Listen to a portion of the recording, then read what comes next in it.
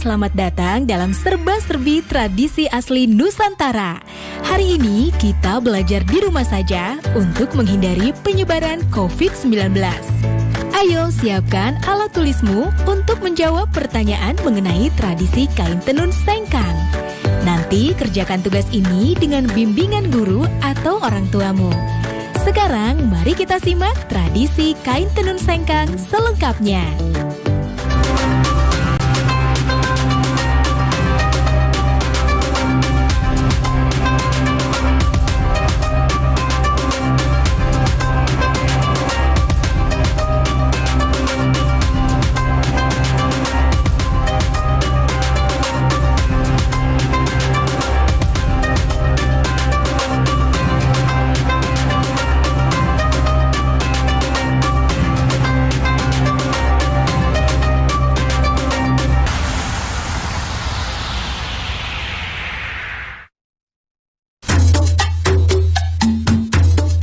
Menggores masa dan menyimpan makna tersirat. Saatnya kita kembali menengok warisan kekayaan Nusantara dari para leluhur. Salah satu warisan leluhur yang masih terjaga sampai saat ini dapat kita saksikan di kota Sengkang, sebuah kota di Kabupaten Wajo, Sulawesi Selatan. Secara sosiologis dan budaya, Kabupaten Wajo memiliki kekayaan budaya dan kekayaan alam yang menakjubkan. Di daerah ini ada Danau Tempe yang dikenal sebagai penghasil ikan air tawar.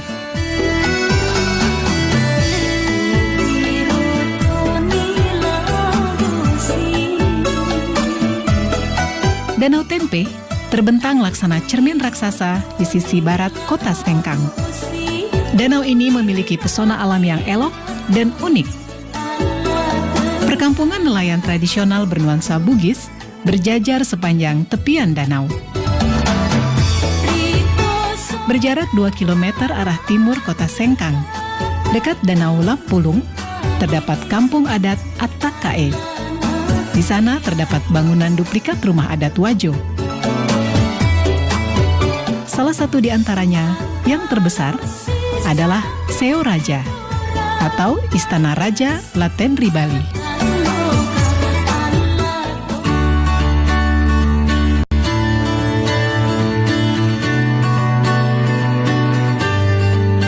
Ada yang khas dari masyarakat Bugis sebagai suku asli yang mendiami wilayah Kabupaten Wajo, yaitu keberadaan kain tenun sutra Sengkang. Menurut cerita turun-temurun dan beberapa literatur, kain tenun sutra Sengkang telah ada sejak ratusan tahun silam. Pertama saya mengungkap sebuah naskah yang pernah saya baca, yaitu Lontrak Belawa. Di situ pertama kali saya temukan kata-kata sutra. Di situ antara perkawinan anak Kaji dari Luwu dengan Iswari dari Mancapai. Di situ juga saya temukan kata-kata di dalam lontrak, kata-kata Sengkang.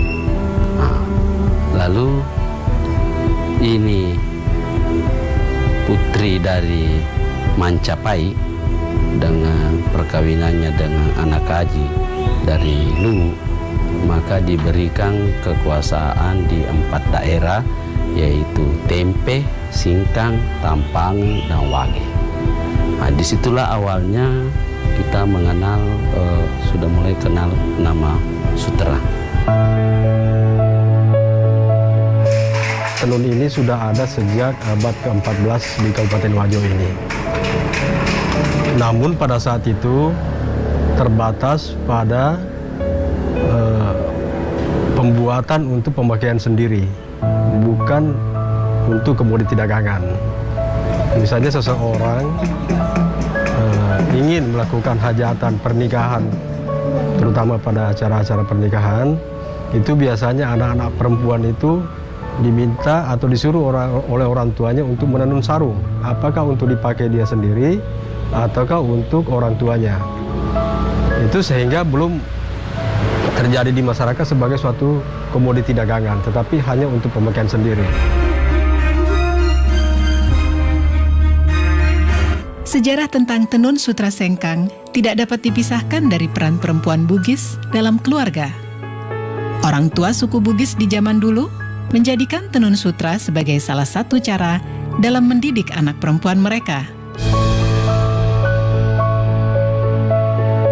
Nah, salah satu cara untuk mendidik anak-anak perempuan di zaman dulu agar supaya perempuan-perempuan ini bisa menjaga diri, terhindar daripada hal-hal negatif, sehingga lebih banyak dianjurkan atau disuruh oleh orang tuanya untuk tinggal di rumah untuk menenun. Nah, sehingga akhirnya menjadi suatu tradisi dan budaya pada masyarakat Bugis, khususnya di Kabupaten Wajo ini, setiap anak perempuan harus pandai menenun. Dalam bahasa lokal, yaitu Bugis, sutra disebut dengan sabbe. Menengok ke masa yang lalu, aktivitas masyarakat Wajo dalam mengelola sutra sudah dilakukan secara turun-temurun, baik dalam skala industri rumah tangga maupun industri menengah.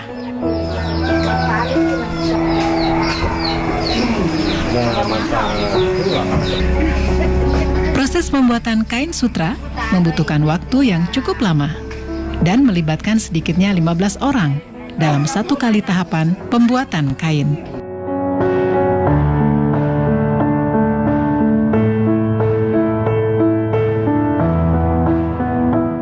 Sebelum menjadi benang sutra, ada proses yang cukup panjang yang dimulai dari peternakan ulat sutra.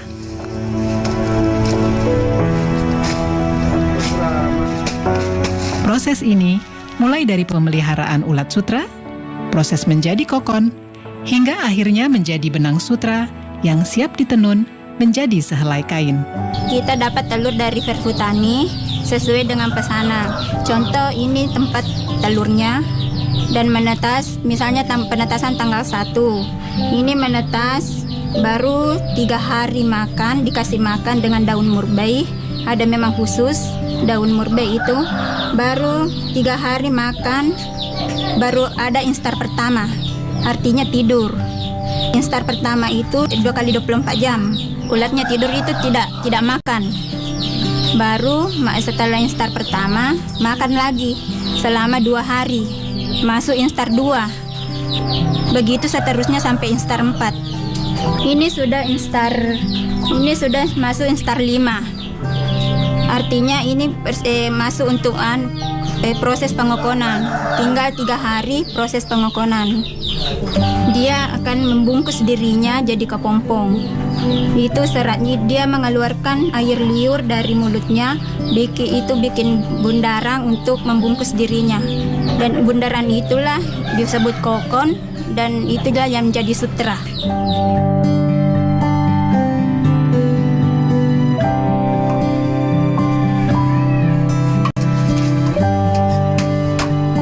Dalam proses pembuatan benang sutra menjadi kain sarung sutra, masyarakat pada umumnya masih menggunakan peralatan tenun tradisional, yaitu alat tenun gedogan atau masyarakat Sengkang menyebutnya alat tenun walidah. Ini alat tenunan gedogan, satu setnya. Ini pertama alat gulungan benang, baru ini alat penindis untuk menekan benang bawah, baru ini tali untuk alat pembantu untuk benang bawah. Ini sisir, alat untuk mengatur lusi. Ini juga walidah, alat untuk merapatkan benang pakan. Ini teropong, alat untuk memasukkan benang pakan. Dan ini wakangan, alat untuk gulungan kain. Perkembangan teknologi yang datangnya dari tanah Jawa berpengaruh terhadap proses pembuatan tenun sutra di sekitar tahun 1950 dan membuat sebagian proses pembuatan dengan alat tenun gedogan beralih menjadi alat tenun bukan mesin. Dah adik-adik, sekarang waktunya menjawab pertanyaan. Siap-siap mencatat ya. Pertanyaannya adalah, Apa hubungan ulat dengan kain sutra? Dicatat ya. Apa hubungan ulat dengan kain sutra? Nanti jawablah pertanyaan ini sebagai tugas ya.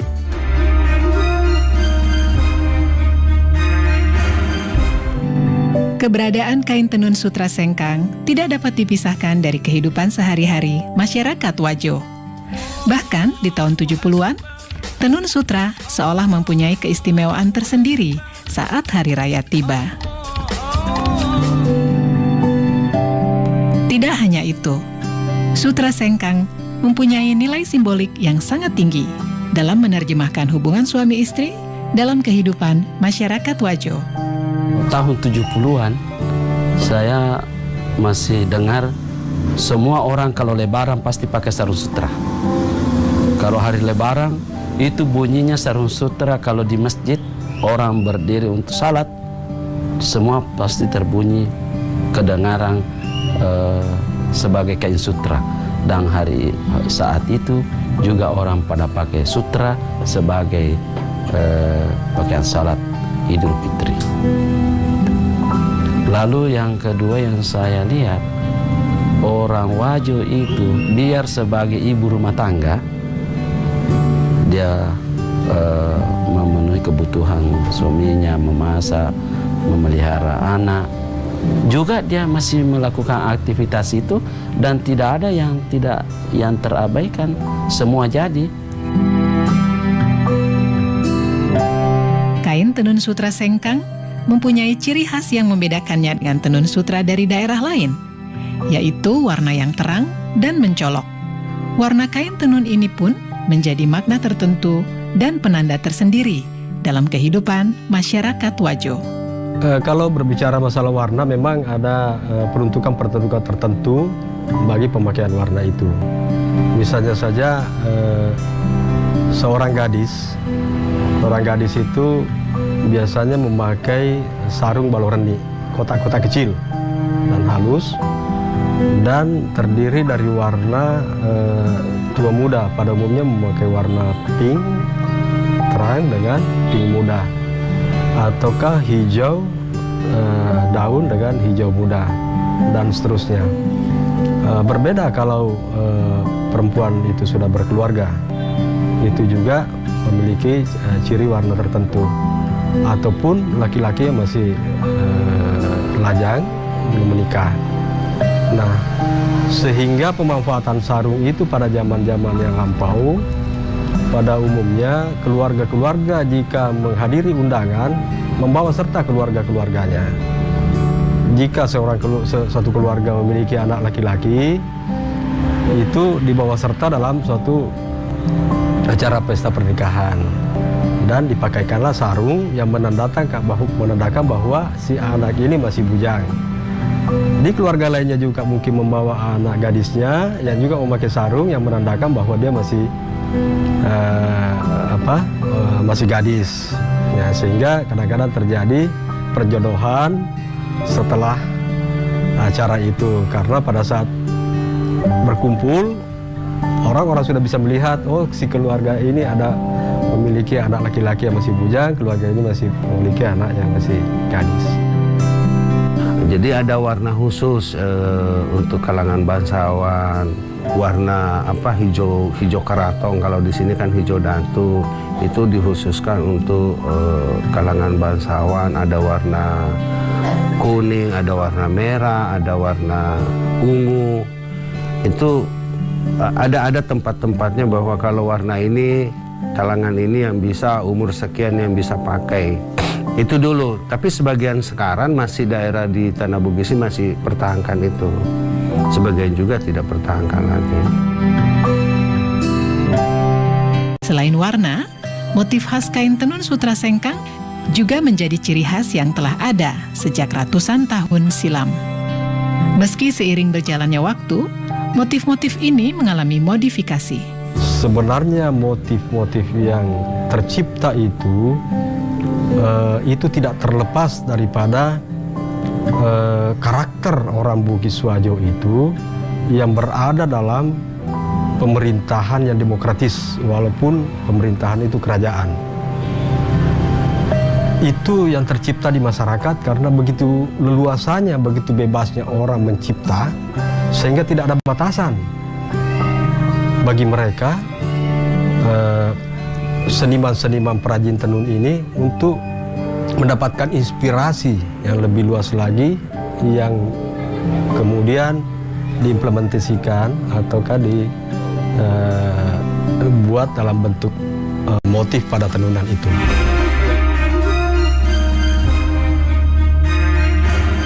Selain motif-motif yang memiliki filosofi yang syarat dengan adat istiadat, ada juga motif lagosi yang beberapa tahun belakangan mempunyai tempat istimewa bagi para pecinta kain tenun sutra Sengkang.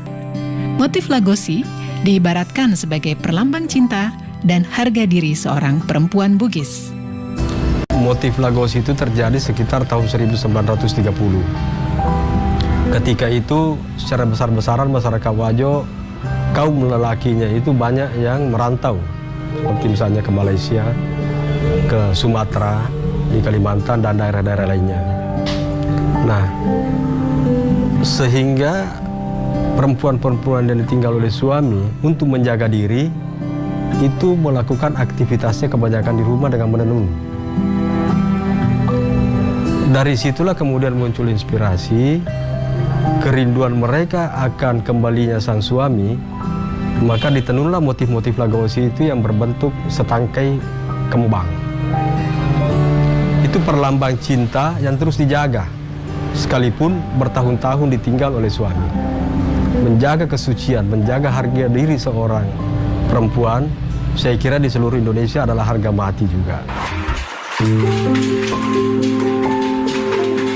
Usaha tenun sutra tidak dapat terlepas dari kehidupan masyarakat Wajo, karena hampir 15% masyarakat Wajo terlibat dalam proses pembuatan tenun sutra.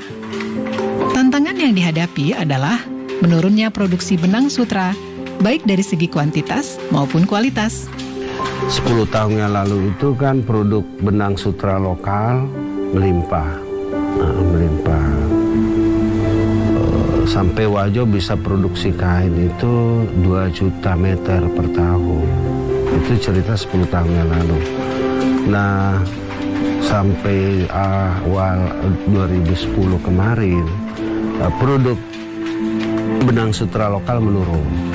Nah itu sampai sekarang awal tahun 18 baru ada kayak signal, karena bibitnya yang dipelihara oleh petani sutra itu tidak berkualitas kayak seperti tahun yang lalu. Nah, kita kemarin mencoba mendatangkan telur impor. Alhamdulillah sudah masuk, tapi belum kontinu. Selain produksi benang sutra yang mengalami kendala, pemasaran produk tenun juga masih menggunakan cara yang konvensional. Kan sekarang banyak, ada media, ada apa. Tapi kalau saya, prinsip saya, media online itu belum. Karena kita kan fashion, bukan kayak rokok. Rokok kalau surya udah kenal orang. Kalau kita fashion kan banyak. Selalu inovatif, selalu kita memproduk motif-motif baru. Bulan ini mungkin lain lagi bulan depannya, lain lagi minggu depannya. Nah, untuk mempromosikan di media sosial kan itu orang konsumen itu harus menyentuh, harus merasakan, oh gini loh, melihat langsung. Nah disinilah harus ada kerjasama dari pihak pemerintah dengan pengrajin, dari BUMN untuk binaan-binaan untuk pengrajin. Karena begini, sebagian besar pengrajin yang ada di Wajo, saya kira di Nusantara ini begitu juga, bahwa kalau biaya promosi untuk pameran-pameran ke Jakarta atau ke luar negeri, sebagian besar ini pengrajin ini belum mampu mandiri atau belum mampu membiayai sendiri untuk mempromosikan produknya. Meski demikian, upaya tetap dilakukan oleh para pelaku usaha, termasuk terus berinovasi dalam menciptakan motif yang dapat diterima oleh pasar. Satu hal yang masih sangat melegakan dan menyisakan harapan besar, bahwa sampai saat ini, masyarakat Wajo baik generasi tua maupun muda, sebagai pewaris kekayaan Nusantara ini masih sangat mencintai dan menjadikan sutra sengkang sebagai bagian yang tak dapat dipisahkan dalam kehidupan mereka sampai kapanpun.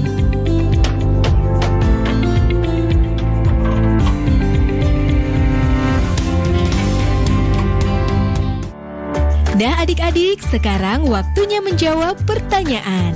Siap-siap mencatat ya. Kita belajar banyak mengenai kain tenun sengkang. Pertanyaannya, apa yang kamu ketahui mengenai kain tenun sengkang? Dicatat ya. Adik-adik, kalian pasti memiliki pakaian atau kain tradisional daerah kalian. Pertanyaannya, jelaskan mengenai kain atau pakaian tradisional daerah kalian. Apakah ada persamaan dengan kain tenun sengkang? Jawablah pertanyaan dengan bimbingan guru atau orang tuamu. Adik-adik, ingat selalu untuk rajin mencuci tangan dan menjaga kesehatan untuk mencegah penyebaran COVID-19. Sampai jumpa lagi.